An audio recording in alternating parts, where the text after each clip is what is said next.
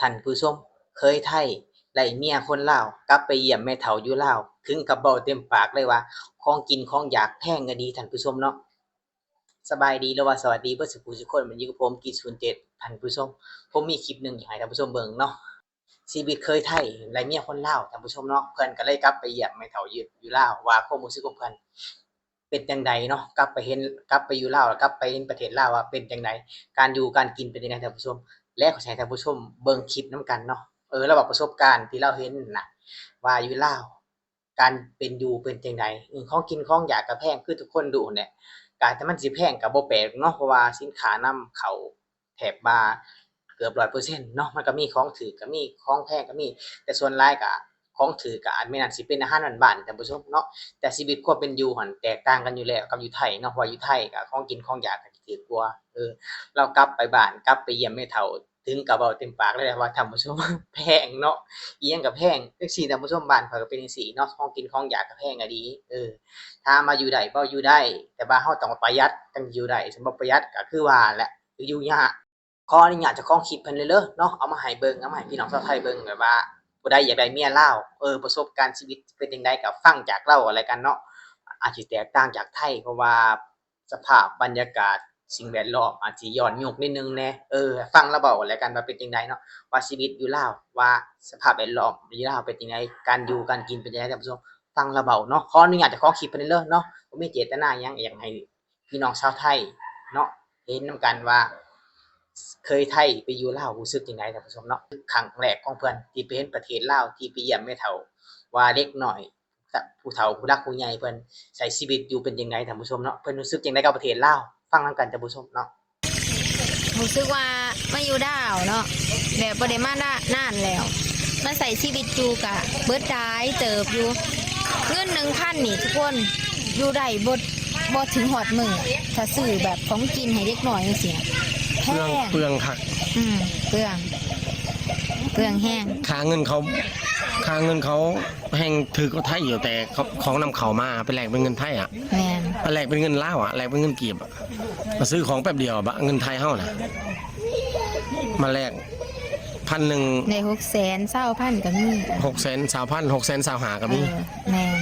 แต่ซื้อของในแป๊บเดียวหมดแป๊บเดียวทุกคนเพราะว่าเขานำเข้าสินค้าประมาณ 90% น่ะมาจากไทยหมดอ่ะมีแต่เบียร์อย่างเดียวบ่แม่นของไทยเพราะว่าเบียร์คนไทยคนลาวเขาบ่กินเพราะมันมีแต่เบียร์ลาวค่อยกินบ่แซ่บดอกกินพอปานนั้นน่ะมันมีเหลือจากงานแต่งเฮานั่นแหละเหลือแล้วก็เก็บไปกินเองเป็นเบียร์ลาวเด้กินจังซั่นแหละมันบ่มีเบียร์ไทยขายเลยมาลาวเพราะว่าคนลาวเขาบ่นิยมกันแม่นบ่นิยมเขาก็เลยบ่กินนะกับข้าวกับน้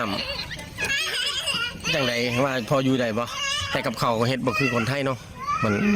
ว่าอีสานคือกันแต่เห็ดมันบ่คือกันเรามาเห็นแล้วบ่คือกันเห็ดอย่าเห็ดยังก็มีต้มจืดต้มผักสมเบอร์ผักหยังน่ะป้ายังกินบ่เป็นต้มหมักสมเบอร์ต้มหมักสมเบอร์ต้มจืดใส่กระดูกหมูเอาแต่ก็พอสดได้แต่คนไทยบางคนกินบ่เป็นก็กินบ่เป็นเขาบ่แตะนะป้าเขาบ่เคยกินนะซั่นป้าเขาเตรียมแจ่วปลาร้ามาจากไทยนะเขาตำมาเองลวกผักย่างมาหมูย่างก็จิ้มได้ลวกผักกินข้าวไทยเนี่ยเก่าถ้ามันกินข้าวอยู่ลาวเนี่ย98%นะ99%น่ะมีแต่ข้าวเหนียวแม่นถ้ามันคนไทยมาก็กินข้าวเหนียวซุมื้อหลายบ่มีแห้งตอนเย็นกินป่ะมันกินได้ข้าวเหนียวก็กินได้อยู่แต่พี่สาวกินบ่ได้เพราะว่ากินข้าวเหนียวหลายมันบ่มีแห้งว่าซั่นแม่นแล้วมันแล้วแต่คนเฮาแต่คอยกินเนี่ยคอยกินได้อยู่กับข้าวลาวตะกี้ก็กินบ่เป็นแต่อาศัยว่าได้เมียลาวก็กินบ่เรื่องมากแล้วก็พอกินได้อยู่แต่บางอย่างคอยก็บ่กินหรอกมันมีหยังมันมีอบเนื้อหมูที่เป็นกระดูกอะอบหัวหมูถ้าเรียกว่าอบใส่คาตะไคร้ขิงจังซี่นะแต่ว่าคนไทยก็สิบ่ใส่ขิงเขามักแล้วก็เหมือนอบนั่นแหละแม่นเหมือนอบแหละทุกคนแล้วก็ก้อยปลานิ่นคอยกินได้อยู่แต่พี่สาวเขาก็ก้อยปลานิ่นเคยก่อยให้เจ้ากินเจ้าก็เลยแบบหนู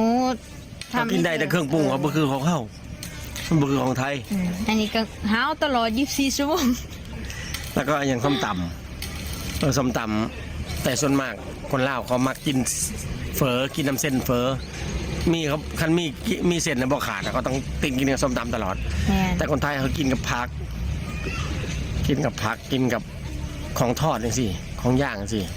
มากสัตว์บางทีกินกับไข่เจียว ทุกคนคือแบบมันบ่มีอีหยังให้กินหั่นนะก็ต้องจำเป็นในย่างมะเขือเทศก็บ่มีใส่ก็บ่ได้ตำใส่มะเขือเทศก็คือตำแค่บักพริกใส่มะละกอซื่อๆทุกคน มาได้3-4-5 มื้อแล้วก็มีหลายอย่างหลายแนวที่เราสู่กันฟังเนาะ แม่นทุกคน เด็กบ้านเขาเด็กน้อยบ้านเขาหลายคักคนหนึงบ่ต่ำกว่า3-4 คน มาขอขนมแน่นอนมาจากกรุงเทพนี่ต้องมาขอขนมเนาะ มาคอบ่คอก็ต้องมายืนเบิงยืนเลียวเพราะเขาบ่ค่อยมีคนต่างประเทศมานะบ่ค่อยมีคนนอกมามีแต่คนบ้านเขาลูกหลานหลายอีหลีคนลาวคือสกิดเป็นโดนแล้วสงสัย หลายแห้งเนาะ คือคนหนึงอะ3-4 คนน่ะแต่ว่า แล้วมางานมาเงินเนี่ยคนหนึ่งมาจากครูมาจากพี่น้องนะจากพ่อแม่น่ะ อืม มาสะเซลเลย ได้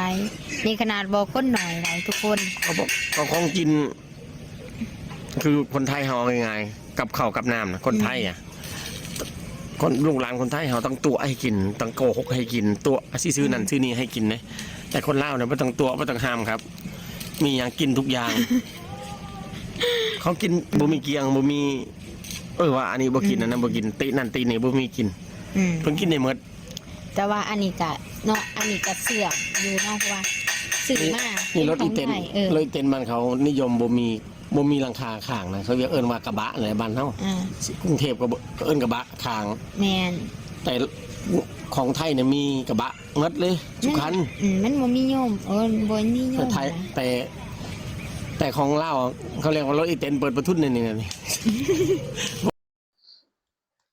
ก็สิประมาณนี้ท่านผู้ชมเนาะเราก็เล่าประสบการณ์แหละที่เราใช้ชีวิตอยู่ในลาวเห็นประเทศลาวว่าเป็นอยู่จังไดกินอยู่จังไดอันนี้บ่หมายถึงว่าเว้าว่าดูถูกผู้ใดท่านผู้ชมหมายถึงว่าชีวิตความเป็นจริงก็สิประมาณนี้แหละคือเราเห็นนั่นเนาะเด็กน้อยคนลาวเขาแบบว่ามีอิหยังก็กินเบิดท่านผู้ชมเพราะว่ามันบ่ค่อยมีอิหยังให้กินเอาอิหยังให้ก็กินเบิดเด็กน้อยเพราะว่าบ่มีขนมเด้อกินเด้ออยากคือเด็กน้อยคนไทยเพิ่นได้พี่น้องเนาะ เพราะว่าอยู่ลาวก็คือทุกคนรู้หั้นแหละหากินหาอยู่ก็ยากเพื่อสิได้หาเงินกันเนาะเราก็น่าสิเห็นสภาพความเป็นจริงน่าสิตื่นเต้นนั่นเพราะมันแตกต่างกันหลายคือเราเว้ากันแหละเนาะบางครั้งคล้ายๆกันบางครั้งก็แตกต่างกัน ชีวิตความเป็นจริงก็สิประมาณนี้ท่านผู้ชมเนาะการกินการอยู่ก็คือเราเว้ากันแหละส่วนหลายเขาก็กินอยู่ก็ข้าวเหนียวก็เป็นหลักข้าวเจ้ามีบ่มีแต่บ่ค่อยปานใดแต่ส่วนหลายเพิ่นสิกินข้าวเหนียวการอยู่การกินก็สิประมาณนี้แหละถามเด็กน้อยลาวหลายคือเราเว้าบ่ ก็หลายอีหลีหั้นแหละเนาะบางคนก็มีลูก4-5คนก็บ่รู้เขาเลี้ยงได้จังไดแต่ความเป็นจริงก็สิมานั่นท่านผู้ชมบางคนก็มากกว่า4-5คนอีกนะบางคน7-8คนเป็น10คนก็มีบางคนเนาะแต่ที่แน่ๆเด็กน้อยหลายอะดีตามหมู่บ้านคือเราเว้าเนาะเราก็ตื่นเต้นนั่นแหละคือเราเว้าสุดท้ายแล้วว่ารถไทยนั่นถ้าฝั่งไทยนี่ถ้าฝั่งลาวนี่เปิดประทุนถ้าฝั่งไทยเฮานี่บ่มีแล้วว่าเนาะเราก็น่าสิเห็นแบบว่ามันแปลกหูแปลกตาน่ะสิ่งที่เราบ่เคยเห็นเนาะก็อยู่ไทยอาจสิบ่เคยเห็นแต่กลับไปลาวอาจสิเห็นได้ว่าภาพแบบว่าย้อนไปอีก4-50 ปีท่านผู้ชมอันนี้บ่แม่นดูถูกนะมันเป็นความเป็นจริงครับก็สิประมาณนี้เนาะแล้วก็สิตื่นเต้นนั่นแหละเห็นได้ว่ามันแตกต่างอะดีกับภาคอีสานของไทยเพิ่นเนาะเพราะว่าภาคอีสานของไทยเพิ่นนี่ถือว่าเจริญเด้ไปเปรียบเทียบใส่แถวชนบทลาวเนาะว่ามันแตกต่างกันอะดีถนนทางเพิ่นก็ไปไกลแต่ว่าแถวลาวเฮาก็คือทุกคนเห็นนั่นแหละบางทีก็อาจสิมีทางลาดยางบ้างบางทีก็บ่มีแต่ว่าตามชนบทบ้านข่อยก็สิคือแล้วเว้านั่นแหละก็รถไถก็สิมานั่นท่านผู้ชมเนาะบ้านเราก็เป็นจังซั่นเด็กน้อยหลายบ่ก็ได้ การอยู่การกินก็คือเราเว้านั่นแหละบ่มีเจตนาอิหยังแค่ว่าอยากให้เห็นว่าเคยไทไปอยู่ลาวความรู้สึกเพิ่นเป็นจังไดก็คือทุกคนเห็นในคลิปนั่นแหละความรู้สึกของเราแล้วอาจตื่นเต้นเห็นอิหยังใหม่ๆเมื่อเห็นได้ว่าภาพลักษณ์ย้อนไปหลายปีนิดหนึ่งเนาะอาจสิบ่เคยเห็นนะอยู่ไทยซุมื้อวันเพิ่นบ่มีอะไรแบบนั้นก็สิมีแต่ในลาวเฮาหั่นแหละเนาะ ไปก่อนพี่น้องถ้ามีความคิดความเห็นจะได้คอมเมนต์ใต้คลิปมันนี่ขอกล่าวคำว่าสบายดีสวัสดี